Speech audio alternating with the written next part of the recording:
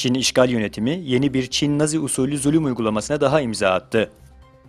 Kazak Türklerin çoğunlukla yaşadığı Altay vilayetinin Kaba ilçesi, Çin Komünist Yerel Komitesi'nin çıkardığı bir genelge ile ölen Kazak Türklerinin defin merasimine katılacaklarının sayısını en çok 15 kişiyle sınırlandırdığı bildirildi. Xi Jinping'in düşüncesi Çin'de üniversitelere giriyor. Çin'deki üniversitelerin Komünist Partisi'nin 19. Ulusal Kongresi'nde adı ve fikirleri tüzüğe giren Çin Devlet Başkanı Xi Jinping'in düşüncelerini okutmak için araştırma enstitüleri kuracağı bildirildi.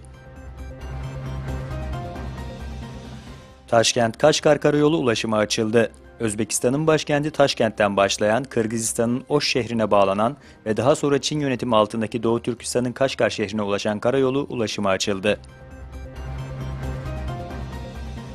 Taşkent metro hattının inşasına başlandı. Özbekistan'da toplam uzunluğu 51,1 kilometre olan Taşkent çevre metro hattının inşasına başlandığı bildirildi.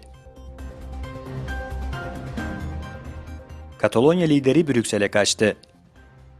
Katalan lider Carles Puigdemont'un görevden alınan diğer Katalan yetkililerle birlikte Belçika'nın başkenti Brüksel'e gittiği açıklandı.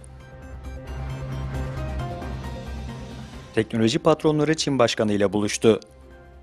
Apple'ın CEO'su Tim Cook ve Facebook'un kurucusu Mark Zuckerberg de dahil olmak üzere teknoloji ve iş dünyasının önde gelen yöneticileri Çin Başkanı Xi Jinping ile görüştü. Dünya Meteoroloji Örgütü'nden gelen açıklama korkuttu. Örgüt 2016 yılından bu yana atmosferde karbondioksit yoğunluğunda rekor artış gözlendiğini duyurdu.